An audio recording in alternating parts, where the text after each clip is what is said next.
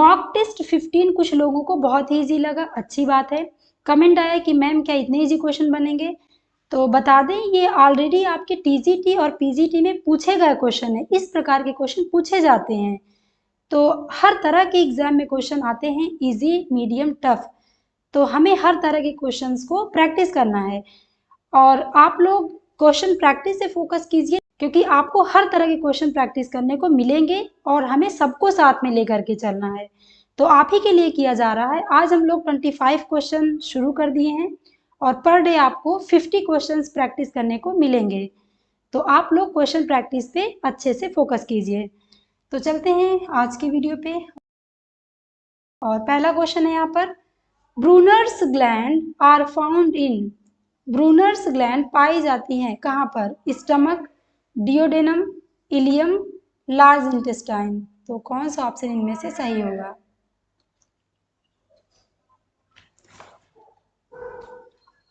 तो इसका आंसर होगा बी, डियोडेनम में। डियोडेनम में ब्रूनर्स ग्लैंड पाई जाती हैं, और आपको पता होगा कि duodenum is a part of small intestine, और इनसे जो ब्रूनर्स ग्लैंड है इनसे म्यूकस सीक्रेट होता है। तो चलते हैं अगले क्वेश्चन की तरफ। अगला क्वेश्चन है, म्यूकस का जो नेचर होता है वो एल्कलाइन होता है, यानी Brunner's gland produces alkaline mucus.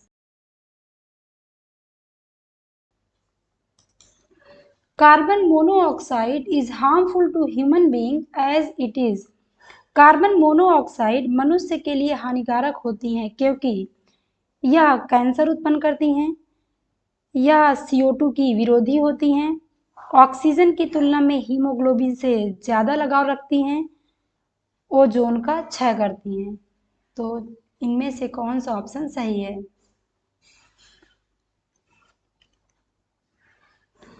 तो इसका आंसर होगा सी, ऑक्सीजन के कंपैरिजन हीमोग्लोबिन के साथ इनकी बंधुता अधिक होती है। तो हीमोग्लोबिन के प्रति कार्बन मोनोऑक्साइड की बंधुता ऑक्सीजन के कंपैरिजन में बहुत अधिक होती है। तो चलते हैं अगले क्वेश्चन की तरफ। अगला क्वेश्चन है, one of the following is not an enzyme of digestive system. आपको बताना है कि इनमें से कौन डाइजेस्टिव सिस्टम का एंजाइम नहीं है। Trypsin, amylase, enterogastrone, enterokinase. तो कौन सा ऑप्शन इनमें से सही है?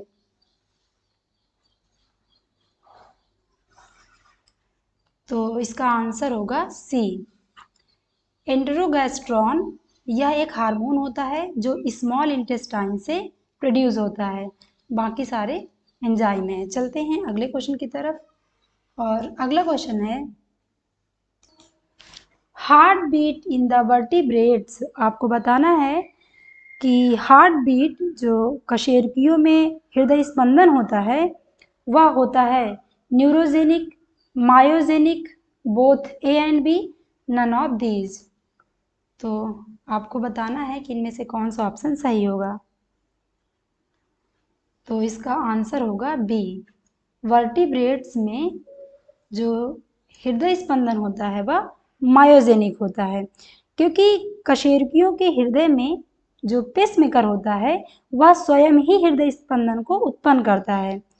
और यदि बात करें कि लोअर एनिमल्स की, तो उनमें जो होता है हार्ट वह न्यूरोजेनिक होता है, यानी तंत्रिकाजन होता है, और वर्टिब्रेट्स में मांसपेशियों द्वारा होता है। चलते हैं अगले क्वेश्चन की तरफ। The structure which prevents the entry of food into respiratory track is. आपको बताना है कि इनमें से कौन सी स्ट्रक्चर है जो फूड को रिस्पायरेटरी ट्रैक में जाने से रोकती है। Glottis, pharynx, epiglottis, larynx. तो कौन सा ऑप्शन इनमें से सही है?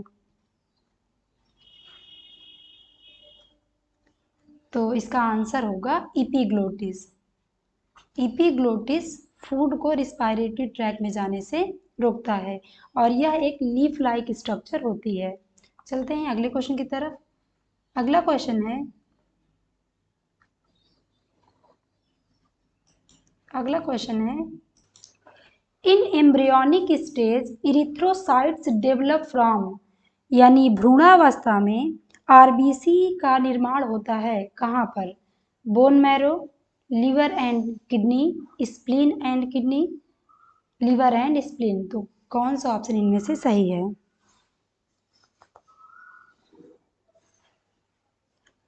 तो इसका आंसर होगा डी, लिवर एंड स्प्लीन में, यानी यकृत और प्लीहा में भ्रूणावस्था में आरबीसी का निर्माण होता है, परंतु जब जन्म हो जाता है इसके बाद बोन मैरो में इसका निर्माण होता है, उसके बाद आरबीसी का निर्माण कहाँ होता है? तो बोन मैरो में। लेकिन भ्रूणावस्था में आरबीसी का निर्माण होता है लिवर एंड स्प्लीन में। चलते हैं अगले क्वेश्चन की तरफ।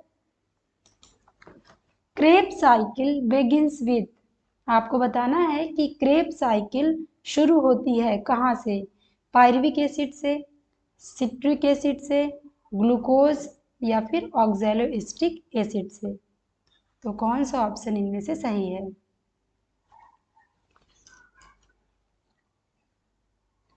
तो इसका आंसर होगा D.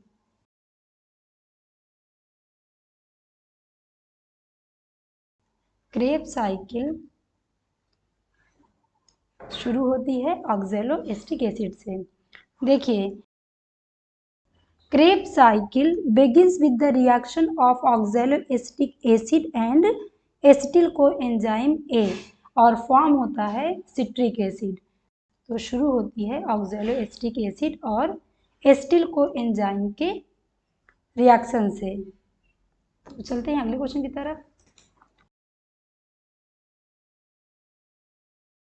Which salt is necessary for the blood clotting, इनमें से कौन सा साल्ट ब्लड क्लॉटिंग के लिए आवश्यक है? Magnesium, iron, phosphorus, calcium. तो सही आंसर क्या होगा? तो इसका आंसर होगा डी, कैल्शियम। कैल्शियम आवश्यक है। चलते हैं अगले क्वेश्चन की तरफ। अगला क्वेश्चन है,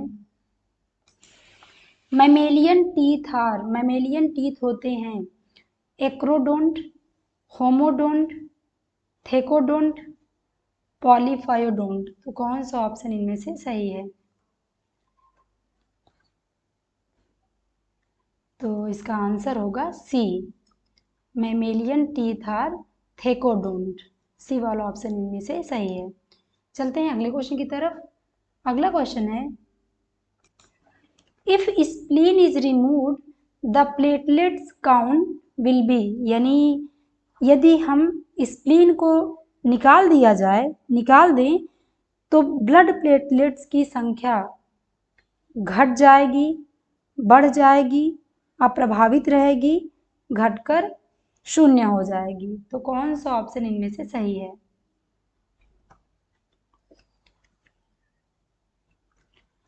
तो इसका आंसर होगा रिमेन अनइफेक्टेड। मतलब कि इनमें कोई प्रभाव नहीं पड़ेगा। स्प्लीन को यदि हटा दिया जाए तो प्लेटलेट्स की संख्या पर कोई प्रभाव नहीं पड़ेगा। देखिए, स्प्लीन जो है हमारे शरीर का सबसे बड़ा लिम्फेटिक ऑर्गन होता है और जिसके कार्य हैं कि यदि आरबीसी नष्ट हो गई हैं तो उनका निपटारा करना, आवश्यकता से अधिक आरबीसी बढ़ गई हैं तो उनका संग्रह करना, डब्ल्यूबीसी का संग्रह करना और एंटीबॉडी का निर्माण करना। इनमें ब्लड प्लेटलेट्स नहीं होते हैं। तो यदि इसको निकाल दिया जाए तो डब्ल्यूबीसी की संख्या बढ़ जाएगी परंतु प्लेटलेट्स पर कोई प्रभाव नहीं पड़ेगा। तो चलते हैं अगले क्वेश्चन की तरफ। अगला क्वेश्चन है, functional unit of food absorption are, food absorption की कार्यात्मक इकाई होती है villi, Brunner's gland, crypts of Lieberkuhn, Peyer's patches. तो कौन सा ऑप्शन इनमें से सही है? तो इसका आंसर होगा A, villi. Villi is a functional unit of food absorption. चलते हैं अगले क्वेश्चन की तरफ और अगला क्वेश्चन है, which one of the following organs can be called a sort of blood bank, यानी किस ऑर्गन को, मनुष्य में किस ऑर्गन को रक्त बैंक के समान कहा जाता है? Heart, liver, spleen, lungs. तो कौन सा ऑप्शन सही होगा? तो इसका आंसर होगा सी, स्प्लीन को। देखिए, भ्रूणावस्था में स्प्लीन और लीवर द्वारा ब्लड का निर्माण होता है। जब वयस्क अवस्था यानी जब जन्म के बाद बोन मैरो में निर्माण होने लग जाता है। परंतु अचानक किसी कारणवश रक्त आपूर्ति बाधित होने पर स्प्लीन रुधिर का निर्माण करता है, क्योंकि इसमें बहुत सी आरबीसी और डब्ल्यूबीसी संग्रहित होती हैं, तो इसी कारण इसे ब्लड बैंक कहा जाता है। चलते हैं अगले क्वेश्चन की तरफ। अगला क्वेश्चन है, enzyme of glycolysis are found in. आपको बताना है कि ग्लाइकोलिसिस के एंजाइम पाए जाते हैं ग्लाइकोजिसोम, माइटोकॉन्ड्रिया, साइटोप्लाज्म, गोल्गी कॉम्प्लेक्स। तो कौन सा ऑप्शन इनमें से सही है?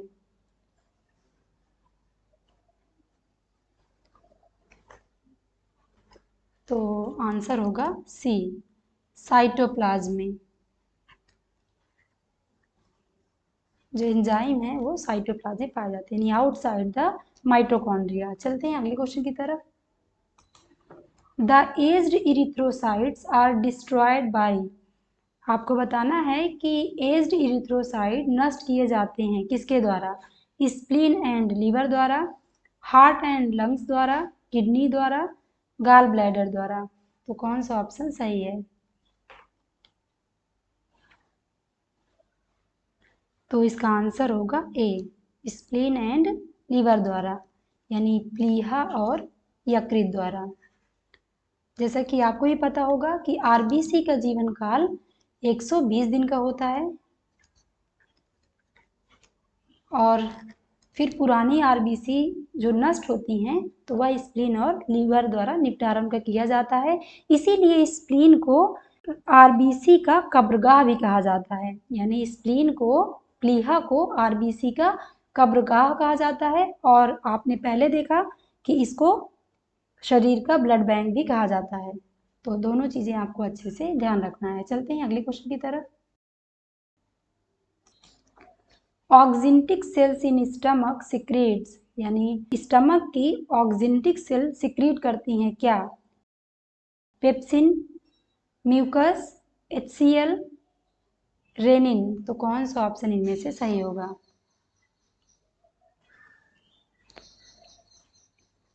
वेरी इंपॉर्टेंट क्वेश्चन, इसका आंसर होगा सी, HCl। ऑक्जिंटिक सेल द्वारा HCl सिक्रीट होता है, और HCl को ऐसे नहीं लिखा जाएगा, HCl। तो चलते हैं अगले क्वेश्चन की तरफ। अगला क्वेश्चन है, 1 litre of blood carries how much oxygen to the body tissues, यानी 1 लीटर रक्त के द्वारा कितनी ऑक्सीजन ऊतकों तक पहुंचाई जाती है? ऑप्शन दिए गए हैं आपको।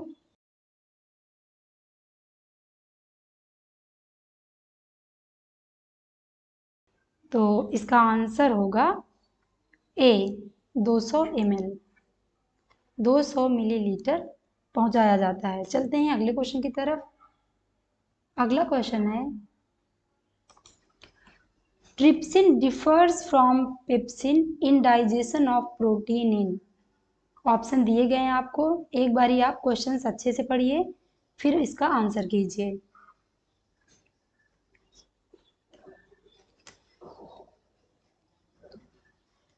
तो इसका आंसर होगा बी, एल्कलाइन मीडियम।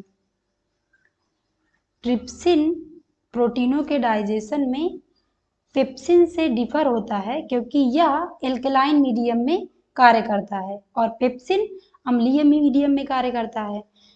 तो आपको पता है कि जो स्टमक से भोजन पहुंचता है स्मॉल इंटेस्टाइन में, तो उसका नेचर होता है अम्लीय, परंतु स्मॉल इंटेस्टाइन में ट्रिप्सिन तभी कार्य करता है जब माध्यम होगा क्षारीय। तो क्षारीय माध्यम कौन बनाता है? लीवर से आने वाला बाइल। जब लीवर से पित्त रस आकर के मिलता है छोटी आंत में भोजन में, तो भोजन का माध्यम हो जाता है एल्कलाइन और तभी ट्रिप्सिन काम करता है। तो चलते हैं अगले क्वेश्चन की तरफ। वन हीमोग्लोबिन मॉलिक्यूल कैरीज, एक हीमोग्लोबिन मॉलिक्यूल संवहन करता है 4 molecules of oxygen, 3 molecules of oxygen, 2 molecules of oxygen, 1 molecule of oxygen। तो कौन सा ऑप्शन इनमें से सही है? तो इसका आंसर होगा 4 molecules of oxygen। तो हीमोग्लोबिन का अणु एक अणु 4 मॉलिक्यूल ऑफ ऑक्सीजन को कैरी करता है। तो चलते हैं अगले क्वेश्चन की तरफ। अगला क्वेश्चन है caloric value is maximum in, किसकी कैलोरिक वैल्यू सबसे मैक्सिमम होती है? फैट्स की, विटामिन्स की, प्रोटीन्स की, शुगर्स की। बहुत इंपॉर्टेंट क्वेश्चन है, कई बार यह एग्जाम में पूछा गया है। तो इसका सही आंसर क्या होगा? तो इसका आंसर होगा ए, फैट की कैलोरिक वैल्यू सबसे अधिक होती है। कितनी होती है? तो 9.45 किलो कैलोरी लगभग होती है। तो फैट की कैलोरिक वैल्यू लगभग 9.45 किलो कैलोरी होती है। और कार्बोहाइड्रेट की बात करें तो लगभग 4 किलो कैलोरी होती है। तो सबसे ज़्यादा कैलोरिक वैल्यू होती है तो किसकी होती है? फैट की। चलते हैं अगले क्वेश्चन की तरफ। और अगला क्वेश्चन है, तो ये बहुत इंपॉर्टेंट है, इन्हें आप अच्छे से देख लीजिएगा। Thiamine deficiency leads to, thiamine यानी B1 की कमी से कौन सा रोग हो जाता है? Beri, scurvy, night blindness, pellagra. तो इसका सही आंसर क्या होगा? तो इसका आंसर होगा ए, बेरी। तो इसे आप देख लीजिएगा। चलते हैं अगले क्वेश्चन की तरफ। और अगला क्वेश्चन है fatty acid and glycerol are first taken up from alimentary canal by, आपको बताना है कि इनमें से किसके द्वारा फैटी एसिड और ग्लिसरॉल लिए जाते हैं, एब्जॉर्ब किए जाते हैं? Blood, villi, lacteals, liver. तो कौन सा ऑप्शन सही होगा? तो इसका आंसर होगा सी, लैक्टियाल्स। इंपॉर्टेंट है, इसे आप अच्छे से देख लीजिएगा। Fatty acid and glycerol alimentary canal में लैक्टियाल्स के द्वारा एब्जॉर्ब होते हैं। चलते हैं अगले क्वेश्चन की तरफ। अगला क्वेश्चन है bulk of tooth in a mammal is made up of, यानी मैमल में दांत का बड़ा हिस्सा बना होता है। ऑप्शन दिए गए हैं root, pulp cavity, dentine, enamel. तो कौन सा ऑप्शन सही है? तो आंसर होगा इसका सी, डेंटाइन का। चलते हैं अगले क्वेश्चन की तरफ। अगला क्वेश्चन है इंसुलिन डिफिशियंसी काजेज, यानी इंसुलिन की कमी से होता है diabetes insipidus, diabetes mellitus, goitre, all of the above.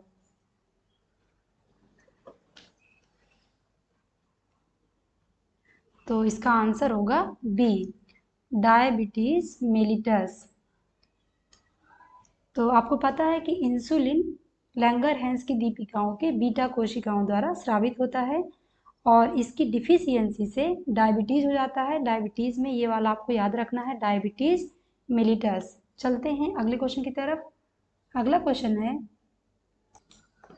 Oxyntic cells produce HCl while chief cell secrete, oxyntic cell तो HCl प्रोड्यूस करती हैं और चीप सेल क्या सेक्रेट करती हैं? तो आपको बताना है पेप्सिन, पेप्सिनोजेन, ट्रिप्सिन, ट्रिप्सिनोजेन।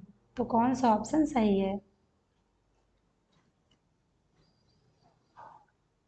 तो इसका आंसर होगा बी, पेप्सिनोजेन। देखिए जो स्टमक में गैस्ट्रिक ग्लैंड में 4 प्रकार की सेल्स पाई जाती हैं। पहला आपने देखा ऑक्जिंटिक सेल जो HCl सिक्रेट करती हैं, दूसरी आपने देखा चीफ सेल जो पेप्सिनोजेन एंड प्रोरेनिन को सिक्रेट करती हैं, और तीसरी टाइप की सेल्स की बात करें तो म्यूकस सेल जो म्यूकस सिक्रेट करती हैं, और चौथी टाइप की सेल आर्जेंटैफिक सेल जो हार्मोन सिक्रेट करती हैं, गैस्ट्रिन हार्मोन। तो यहाँ से आपको क्लियर हो गया होगा। चलते हैं अगले क्वेश्चन की तरफ।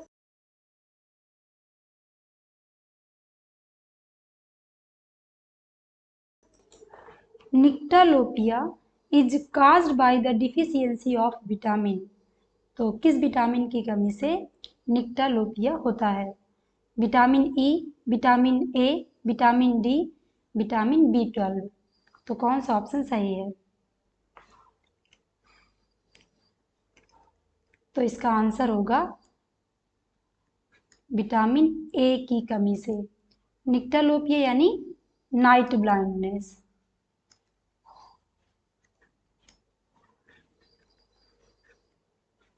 तो इसे आप देख लीजिएगा। तो दोस्तों ये थे आज के 25 क्वेश्चन। फिर मिलते हैं नेक्स्ट वीडियो में। खूब तैयारी करते रहिए, खूब पढ़ाई करिए और खूब क्वेश्चंस की प्रैक्टिस करते रहिए। तो थैंक यू दोस्तों फॉर वॉचिंग माय वीडियो।